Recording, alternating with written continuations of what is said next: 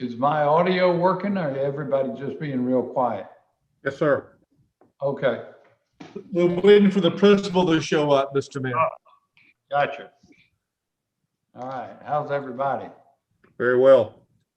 Haven't seen y'all in a long time. Yes, Most sir. of y'all anyhow. I thought those real estate committee meetings were supposed to be quick. Well, we got off to a slow start because recreation bled over. And then Councilwoman Waring had technical difficulties that slowed us down a little bit, but I'm trying. No, I'm trying. I enjoyed it. I enjoyed it. It was a good meeting. Covered a lot of good ground. Yeah, well, especially hearing from Ernest, did not have all those numbers and was unaware of some of that information. So it was just incredible. That's such an important aspect of what we do with the city.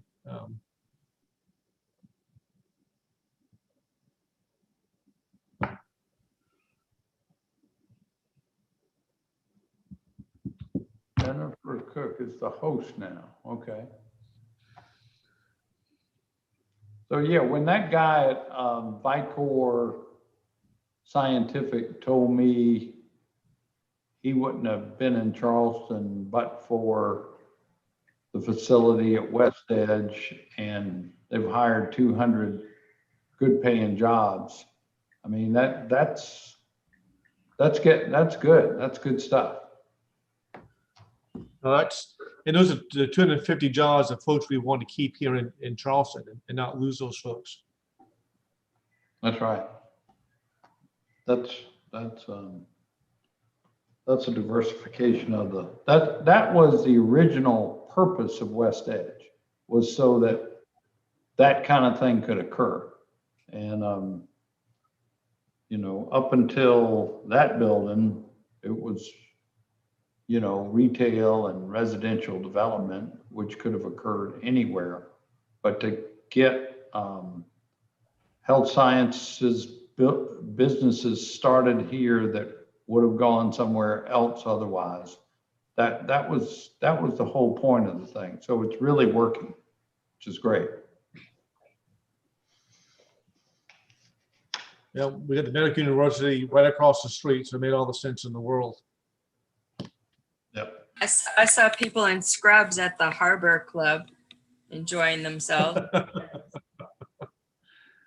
The Harbor Club has a magnificent view of the Ashley River. You can actually see my house from there. Yeah, it's almost 360. I didn't realize they had so much ballroom and event space. Yeah. So it's quite an establishment. So should we check on Councilmember Waring? I know he was having problems. I have a staff member calling him now.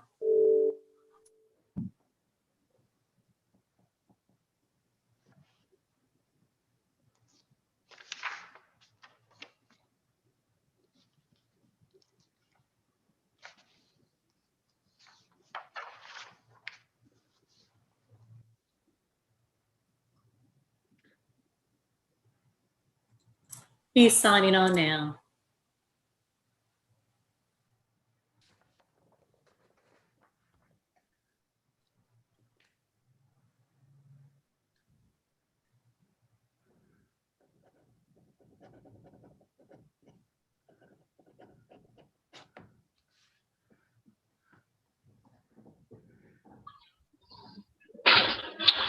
I think I'm on, everybody. Hello. You there? All right, great, man. I tell you, man, I'm having a little trouble with cyberspace today over here.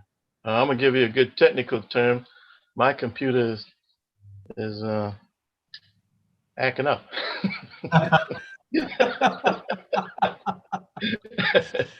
Gotcha. Okay.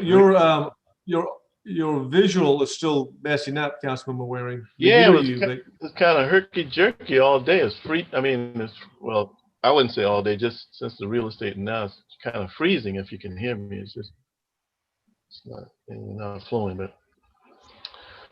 But can you hear me okay? Yes, yes. All right, good. So we have everybody on. We ready to start the meeting? I see you, Mr. Mayor. I see Peter. Who else do we have? Councilmember Griffin, Jackson, and Appel. And Shealy. And Shealy. All right, great. All right, great. Thank you. Let's call the meeting to order, and Councilman Shahid, if you would give us a few words, please. Thank you, Mr. Chairman. The other day I was listening to a homilist who talked about being persevering and having hope and faith, and then all good things come out of those elements. And we're certainly in trying times with our country. This pandemic is still gripping us and having an influence on our daily lives and our health and well-being of our community. So we hope and pray. We seek that we will persevere, and that at the end of the day, we know that through God's help, we will come through this. So we ask for God's intervention and our prayers for all of our community. Amen. Thank you, Councilman Shahid. We entertain a motion to approve the September 21st, 2020 minutes. Is there a motion? So move.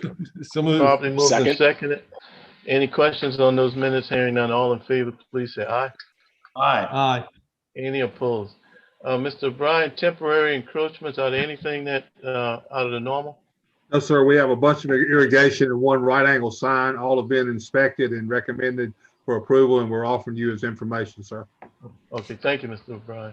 Down to item H, stormwater management update on King and Hughie. Mr. Fountain. Yeah, thank you, Mr. Chairman. The King and Hughie item, we had previously passed at Public Works Utility and Council an MOA with CWS on this project. Right. This is actually an updated MOA based on the minor gas station contamination we had found doing some environmental work on the project. So it's just updating how we would share those costs between CWS and the city.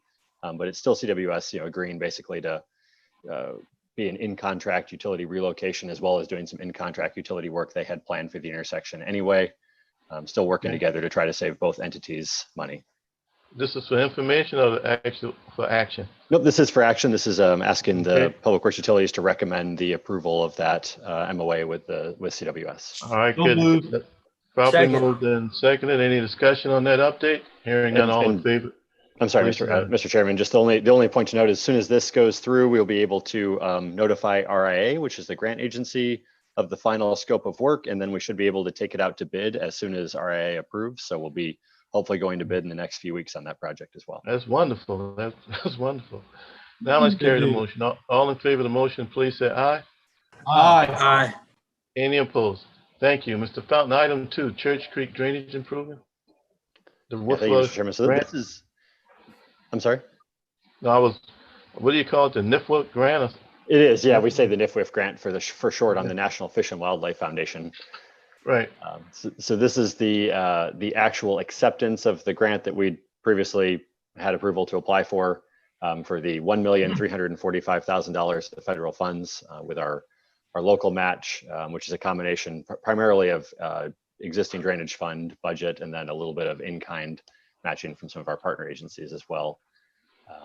This is basically to let us move forward with the Move for approval. mid-basin work out there. Second. Properly moved and seconded. Any more discussions on that grant? Thanks for the work, Mr. Fountain, and you and your team. Good work. Any comments on this? Any discussion? Hearing none, all in favor, please say aye. Aye. Any opposed? Ayes have it.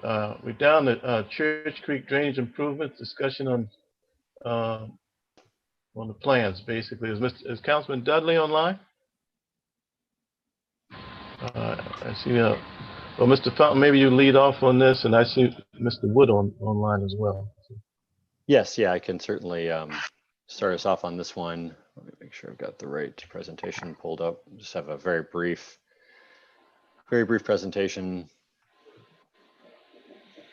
This is where Councilman Gregory had asked us to basically give a little bit more, and the mayor as well, to give us a little bit more detail on a couple of specific projects as part of our update for this month. Right. Right. So let's see. Close that. There we go, Central Park. Okay, so starting from the beginning. So this is the Central Park Basin, the drainage improvement projects. Right. Basically, this is a county, city, and DOT collaborative area that we all have significant jurisdiction in the area with the county and city almost being a 50-50. It's like a 60-40 split of parcels, and then DOT having some of the major roads that are sort of targets for improvement, the culverts that go into those roads. We've previously done an evaluation review, which I'll go over just for in a minute with AECOM, and then we've looked at existing condition versus improved conditions, developed some conceptual improvements based on kind of running through a whole different scenario of evaluations. And we're also doing stormwater development reviews collaboratively now between the county and city in this area, because again, there's so much interconnecting drainage system. And then we'll just talk a little bit about the next steps.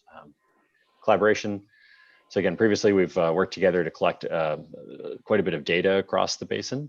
We're currently working to do kind of maintenance rehabilitation of the drainage system between the city and county moving through the basin, and DOT has helped with some of the pipe cleanings on their roadside system as well. We've again laid out these we've gone through this improvement evaluation with AECOM, laid out some recommendations. We're working on collaborative development reviews for Central Park Cluster, for Riverland Oaks development, which are two of the major ones in the area. And then we've, at the city, we've sort of set this aside, obviously, as a special protection area, and the county is looking at the potential for that kind of designation as well within their jurisdiction for the area. And then obviously, moving forward, we're looking to do collaborative improvement for design and construction. The review, just very briefly, since this isn't really a capital project focus, but it has an impact in this basin. We're trying to make a regional approach to stormwater standards, looking at flood potential, looking at what kind of detention time is necessary on the project, what are the needs for easement as properties develop, and then also, again, assigning that special protection area, which applies our higher standards because it's an area of known flooding, obviously. For those of you who aren't as familiar with the basin, just a quick overview, it's about 500 acres. This is Maybank Highway at the top. With there we go. Folly Road on the east. Central Park Road actually comes through here, not quite on the south. There's a little bit of the basin below Central Park Road. EME Apartments is this unit right here. And then on the west is basically Woodland Shores coming down to Riverland. Previously we had AECOM go through basically a drainage evaluation for the basin. They built a model. Here's Mr. kind of Conlon, the, you can hear me? yes, yep. I hear you, Councilman Warren. Oh boy. May have lost Councilman Waring for audio.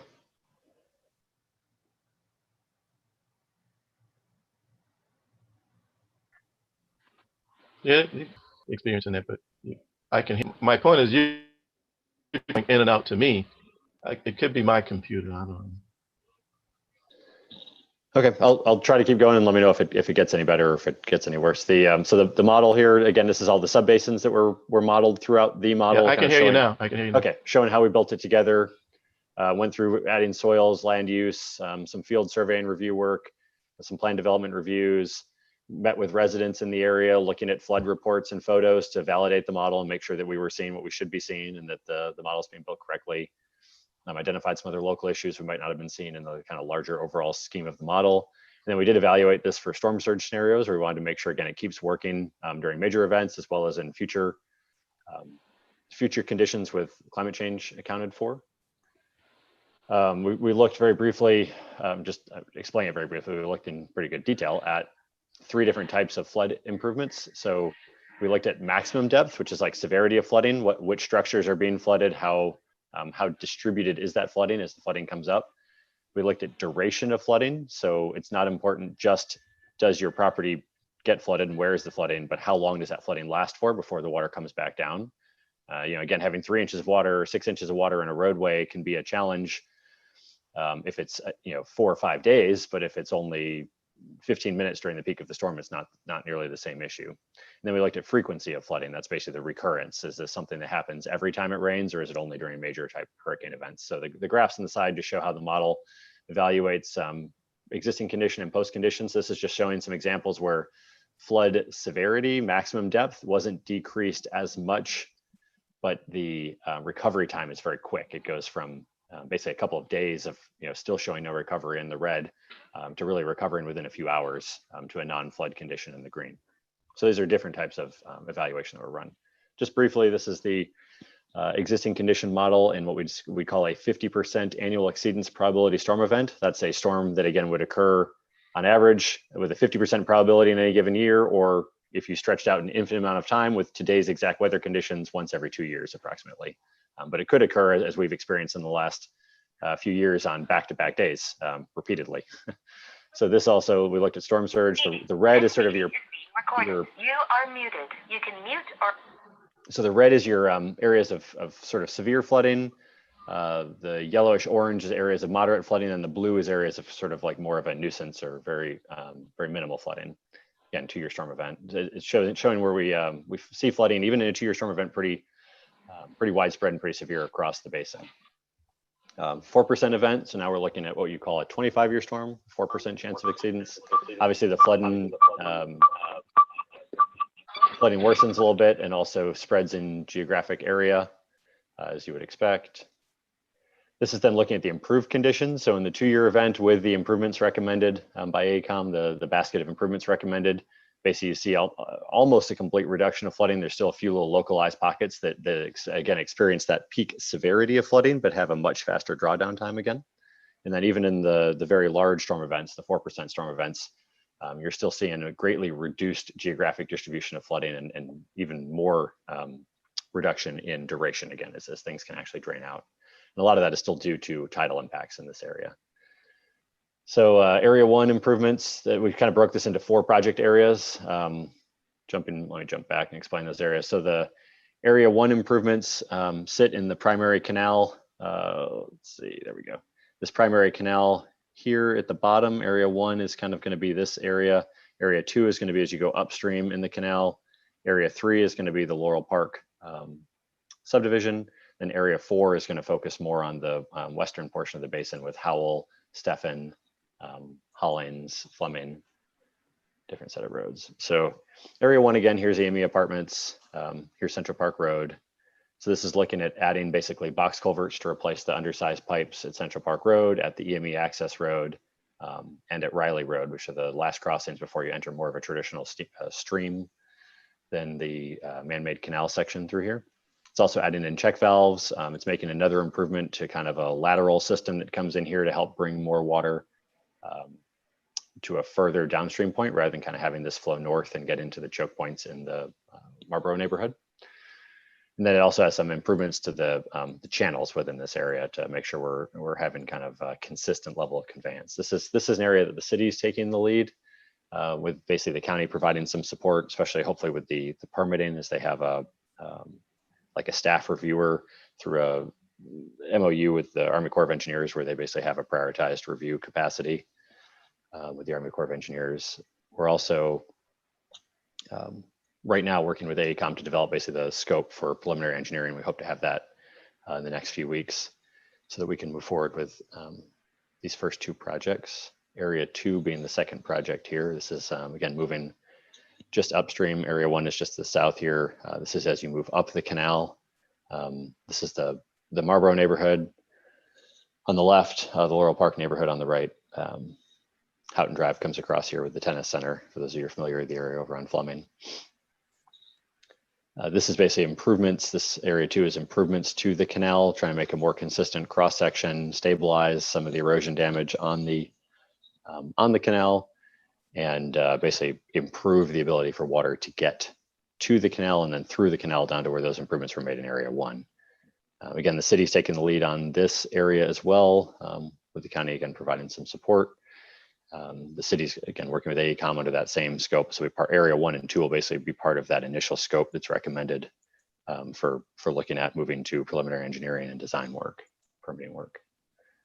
Area 3, this is shifting over now. Again, area 1 was downstream. Area 2 was this canal. Area 3 is the Laurel Park neighborhood. This is helping bring water out of the Laurel Park neighborhood.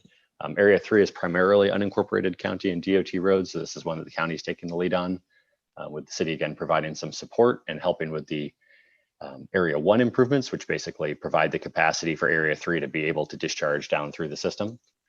DOT will be another important point of coordination, since a number of these roads are DOT maintained roads, as well as any new crossings under Central Park.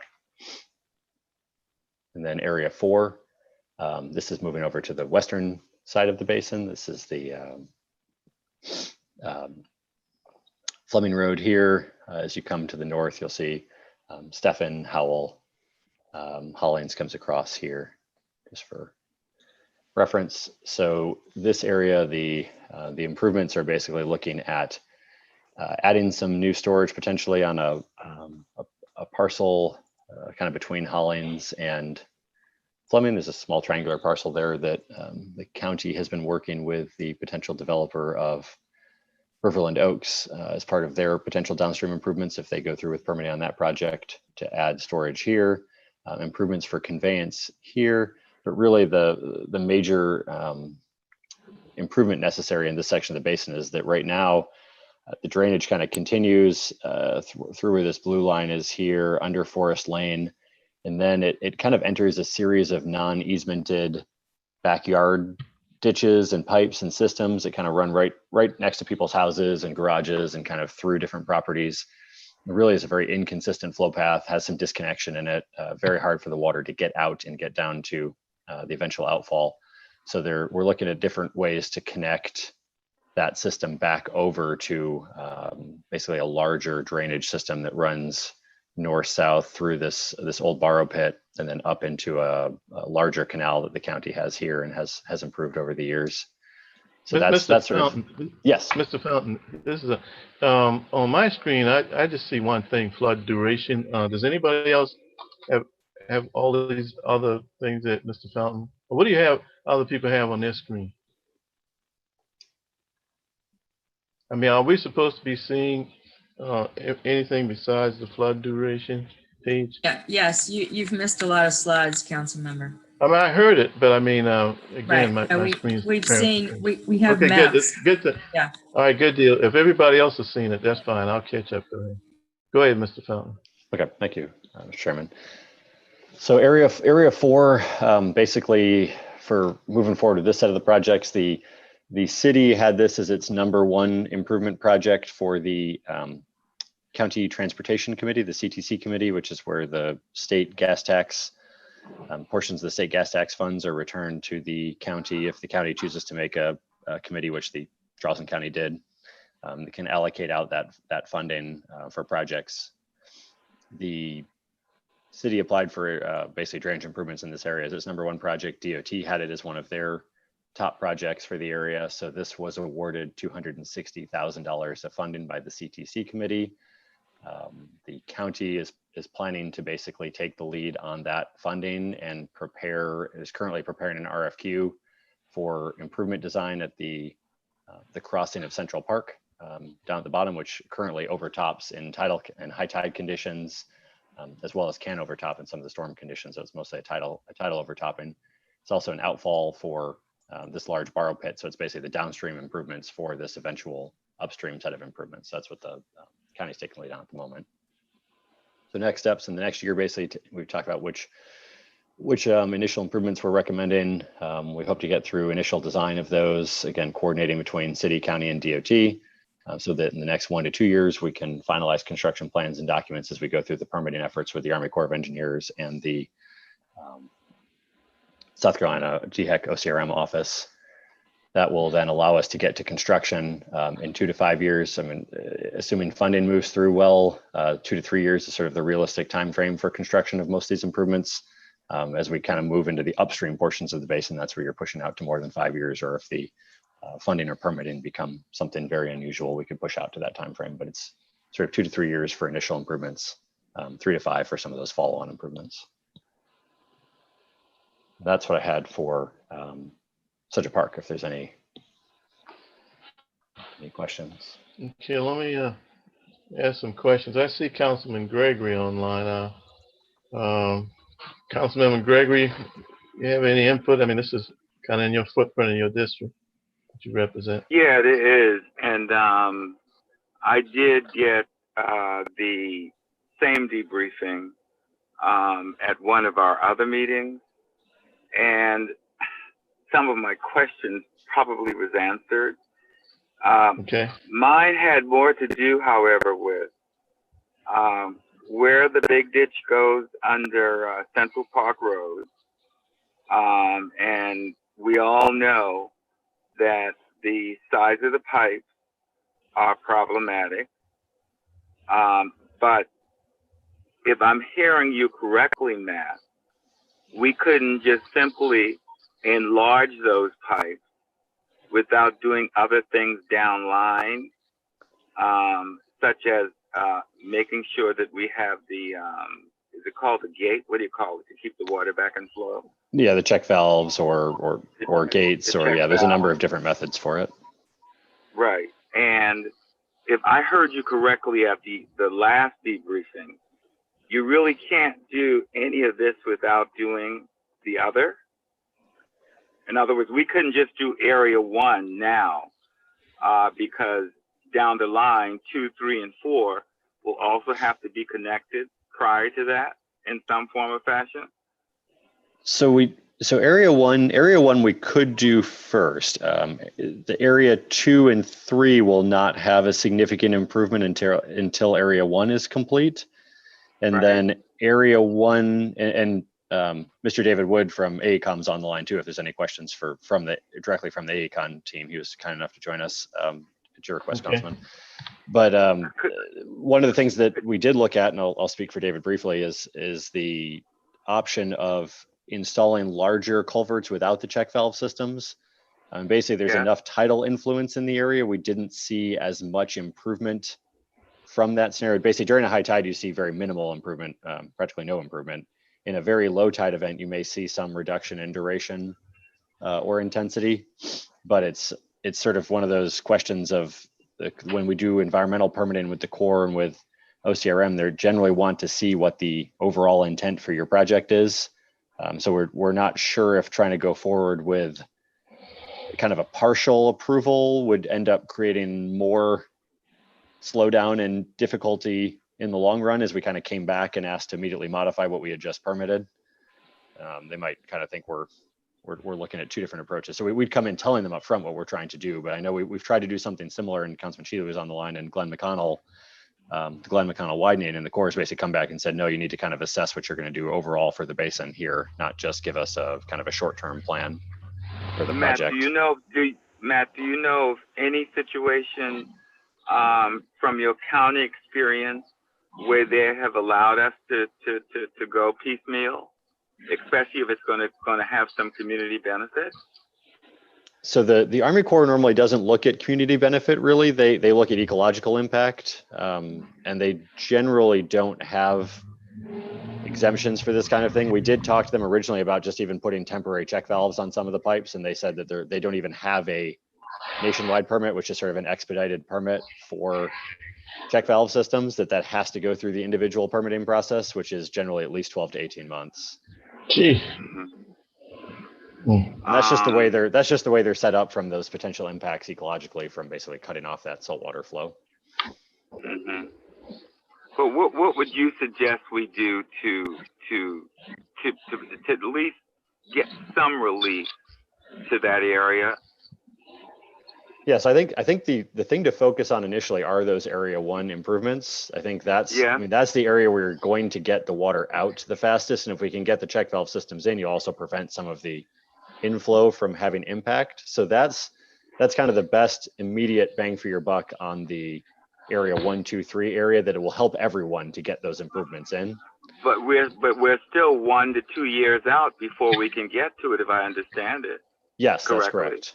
Yes, in very short run, maintenance is really the only option from a very short run perspective. And we do see some very marginal benefits, but there are some marginal benefits from that improved maintenance.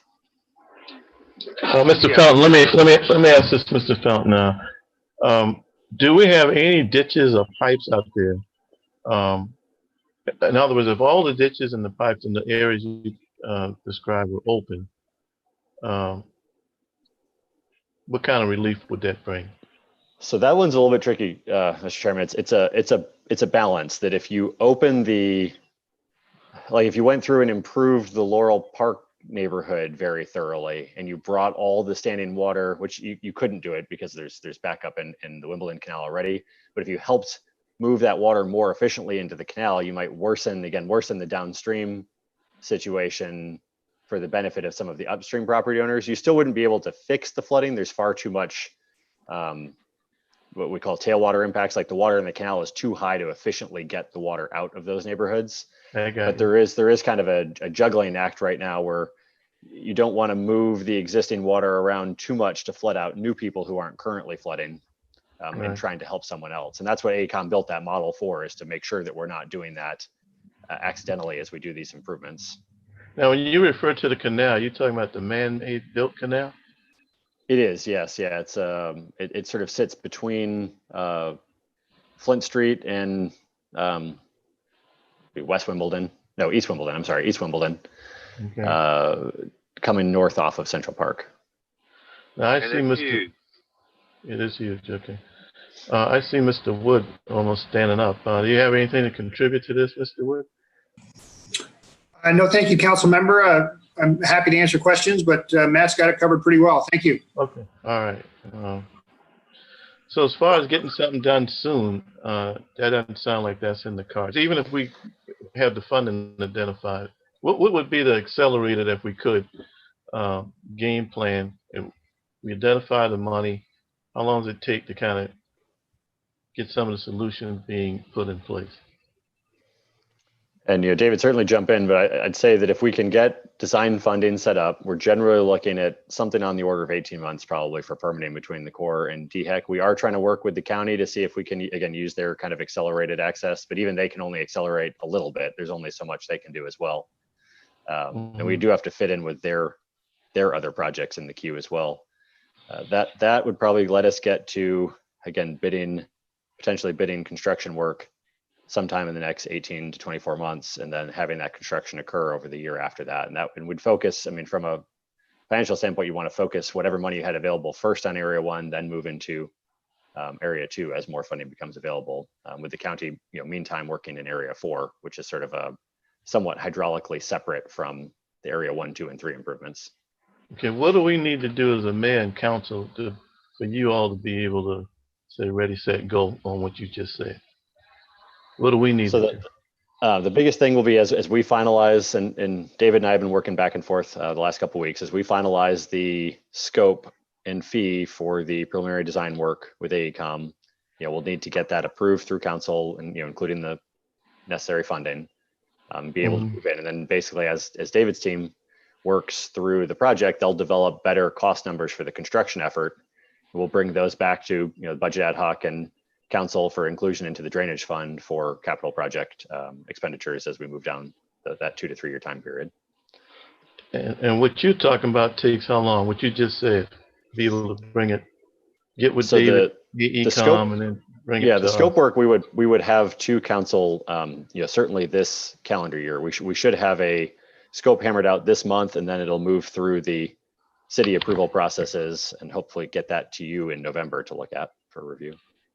Okay, good. I would just add that, as you well know, there's a lot of citizen interest and participation. So we just want to make sure that we include some time for communication, public outreach as we go forward with.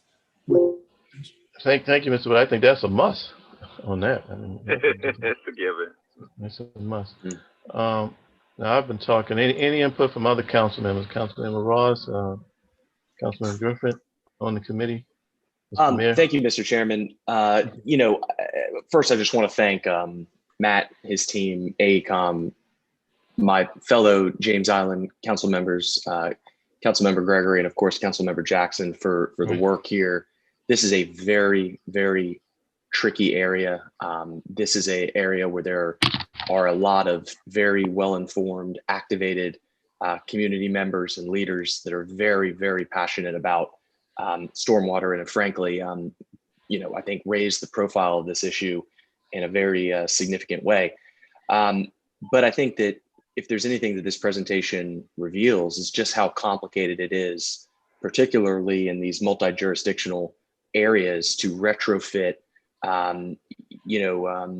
legacy developments that were never developed with any kind of semblance of stormwater management. It's a lot harder to retrofit these areas, as we've seen. But the part that keeps jumping out at me, and I'm dealing with this in Parkwood Heights over in West Ashley, South Windermere Shopping Center, the Marsh Outfalls, the fact that the city of Charleston and Charleston County have to deal with state environmental agencies and federal environmental agencies on stormwater management and talk about 12 to 18 months for permits is insane. We have got to find a way to get this streamlined. Listen, there's nobody that's more in favor of the environment, natural resources and protection than I am, but there's got to be a little bit of common sense here. And I know that there's been some great work underway already with, I know Senator Sen has done some good things with OCRM. We've got to be working with our federal and state partners on this to get some sort of sanity and regularity to this, because these issues are not just in Central Park, this basin right here. This is everywhere in the city where there's a marsh outfall. It literally cannot be an act of Congress every time we want to clean a ditch out. I mean, come on, people.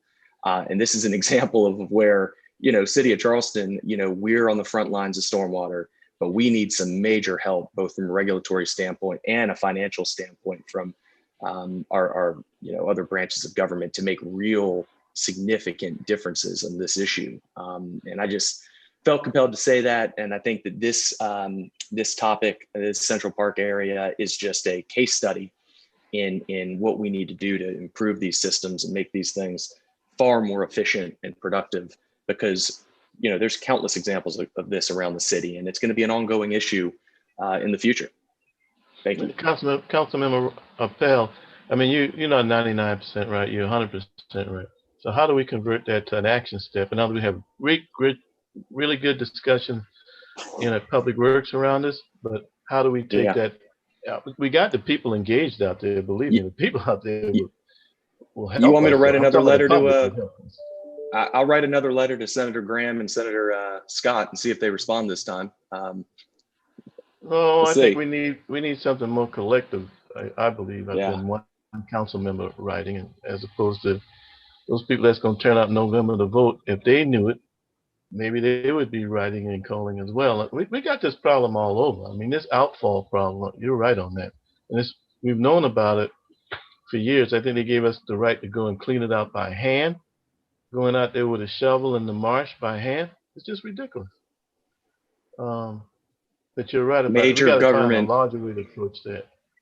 Yeah, you're right. And there's a lot of people that talk in the public about government regulatory overreach and things like that. It ain't always about healthcare and all these other things that are so sizzly and flashy in the public, attention. It's help us clean out our ditches, guys. There's a little bit of a stormwater problem in Charleston, if you haven't heard. Yeah, I'm all ears. I'm by no means an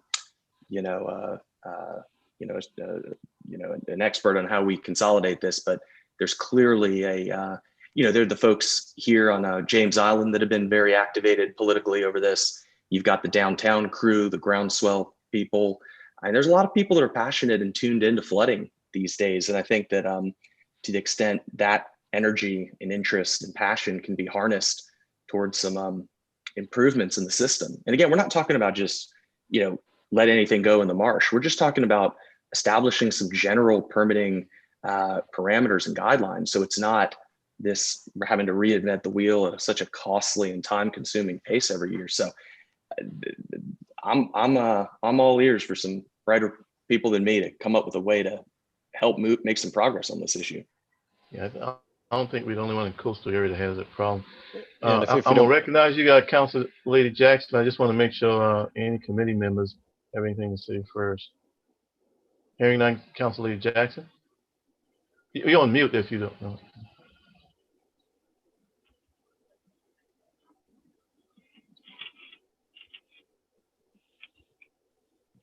Sorry. I appreciate that. I really didn't have anything to say about Matt's thorough presentation. I've sat through it a few times, and I think I do understand, and I've been educated by Matt and the engineering community that you have to begin with the outfall. So I think we definitely have the right the maps in front of us and the right game plan for where to start. But I totally agree with Councilmember Appel. It is all about this permitting thing. And yes, it's a tension between conservation and making sure that we're not destroying wetlands or the actual marsh itself in the process of improving a whole drainage system. But we know that the majority of the things that are needing to be permitted are such temporary encroachments. I mean, you talk about temporary encroachment, it's days, you know? And so I just had that same conversation. Senator Sen has been working very hard behind the scenes with the DHEC staff that has drafted what they're calling the general permit. So DP is the acronym, and they have a GP that they've been running up the flagpole with EPA, or I'm sorry, the Army Corps for the last year. And the Army Corps just closed their public comment period. And now they're trying to consolidate the reviews that came in to them with the reviews that came into DHEC about 8-9 months ago. And once they have those consolidated, then they will be deciding if they can recommend this general permitting process that would definitely shortcut what you all are talking about on the individual permitting side. Just by happenstance, I had 2 back-to-back conversations with state representatives last Thursday. Our new House of Representatives, Senator Spencer Wetmore, is now representing all of James Island and Folly Beach, and she has just, left her work as the Folly Beach Town Administrator. So she is schooled in all of this from her day job career, and she has already been meeting with the same people that will be controlling the permitting. And then Senator Campson was the other conversation I had, and he said he'd been behind this push a year or so ago and really confessed that he had, he thought it was underway, which we all did, but now he knows that it hasn't been, so he was going to pick up the phone and start calling people. So I do feel like we've got that momentum, and we just need to continue it. We could have a Public Works Committee, resolution that we could put forward to our state representatives, our delegation. I think that would be a huge, that the city could contribute to this. Matt knows a lot more about the permit and all of that. So that might be an education that you want to ask for. Well, thank you on that. But one of the things, Mr. Mayor, I'm glad to see your hand because I was coming to you, Mr. Mayor. I'm wondering if you can reach out to some of the other mayors in coastal areas. I bet they're having the same problem. But anyway, Mr. Mayor, I recognize you. Well, yes, on the general permit question, this is not peculiar to the city of Charleston. It's everywhere where alcohol will need to be cleaned out. So, and that's one issue that we've kind of focused on here for the last 5 or 10 minutes. That's very important, and we need to move forward. I wanted to make comment a little more specifically to this WAMBA study and path forward. And I agree with Councilmember Jackson. We now that we got the study done, we seem to have a good plan to focus on that area 1 first, so we could create the capacity to help the water flow the rest from the other areas. Having said that, I want to be the first to acknowledge that it took us longer to get this study done than we all wanted and than our citizens wanted. So that's why you're hearing so many questions, David, about the timing. And as you just mentioned, you've gotten citizen input. We're behind the curve on this. We're behind the 8 ball. We need to try to push this along. I want to give you, David and Matt, our own staff, the assurance that this council is committed to moving these projects forward. And as Councilmember Gregory so aptly noted, when we refinanced the bond a few weeks ago, we have a projected savings just on that one matter of something close to $5 million over the next 10 years. And so I'm not telling you the sky's the limit or anything like that, but this council will make the funding available for you to get going on the next step of this as quickly as you can possibly get the scope done and bring that to us. We are ready. In addition to that, I can't say I can work any magic, but I feel like the city has a very good relationship with the Corps of Engineer right now, with Colonel Hondred. They've been working with us swimmingly.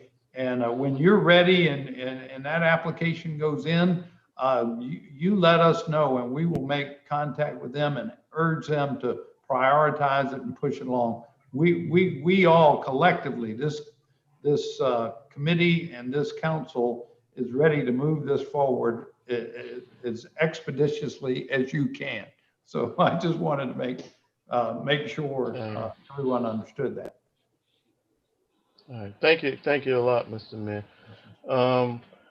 I think that's it on this discussion, unless I see any more hands.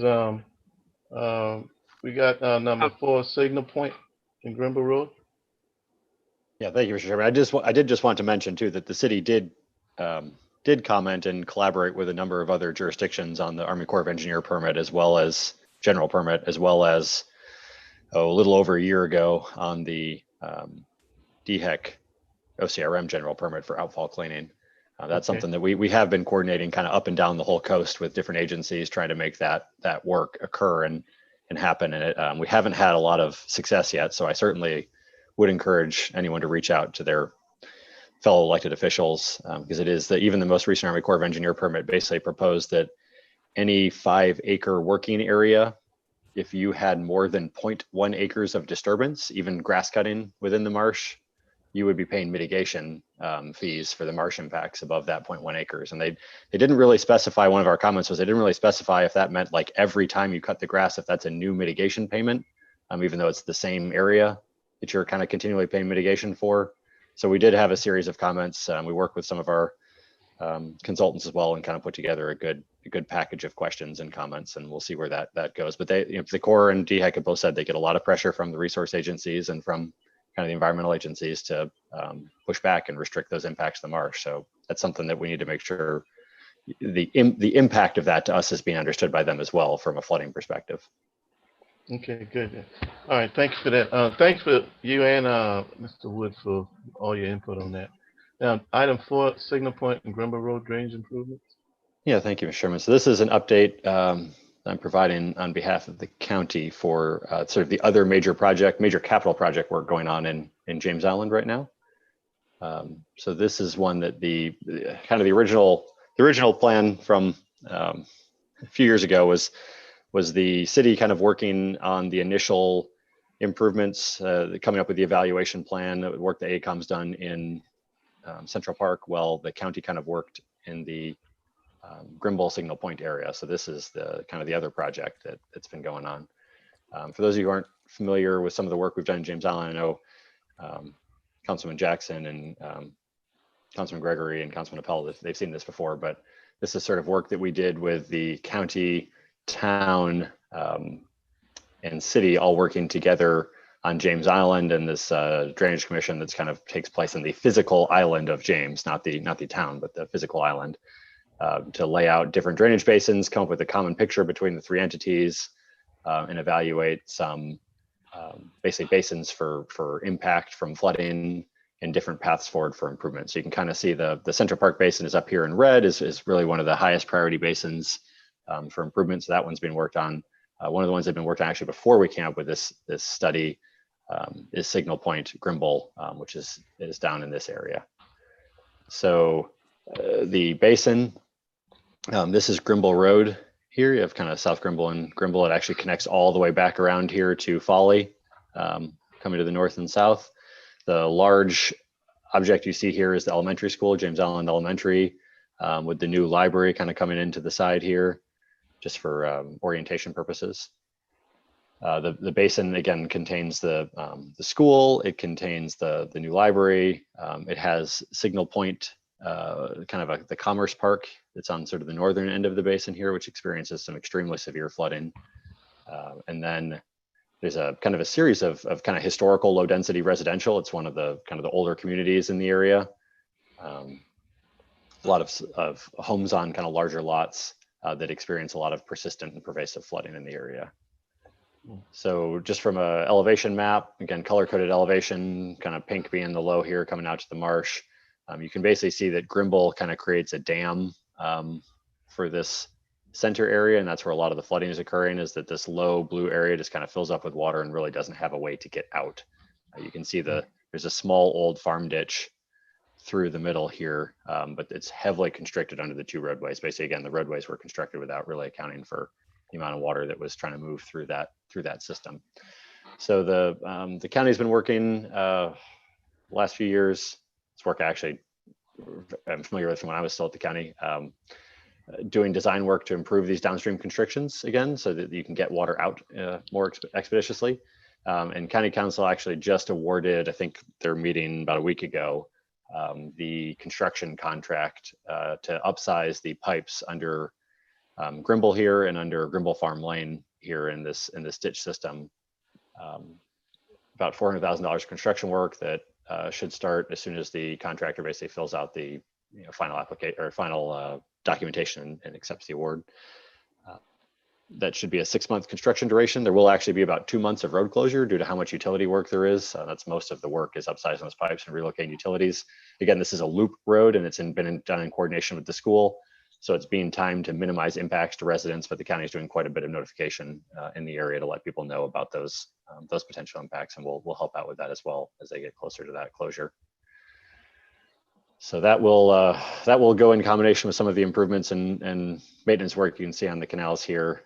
Relieve a lot of the pressure, allow the water to get out of this pond that the school has, which currently gets stuck, really can't get across Grimble, and backs up into the whole basin. So if there's any questions on that one, I'm happy to answer that. I'll kind of leave it on the highlight slide for a minute. Any input from committee members? And that's just for information, Mr. Fountain? It is. The thing that will come into play for the city at this point is the kind of stepping back. So that canal system sort of winds its way up through the center of the basin here. As the county improves these downstream constrictions, it will free up the ability to get more water through this canal. One of the things that the city will need to look at is the most of this commerce park that experiences a lot of the flooding in the basin.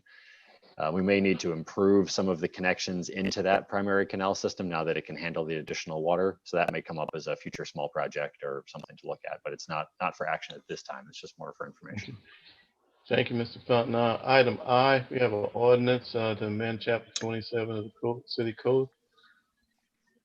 Legal's going to give an explanation on this.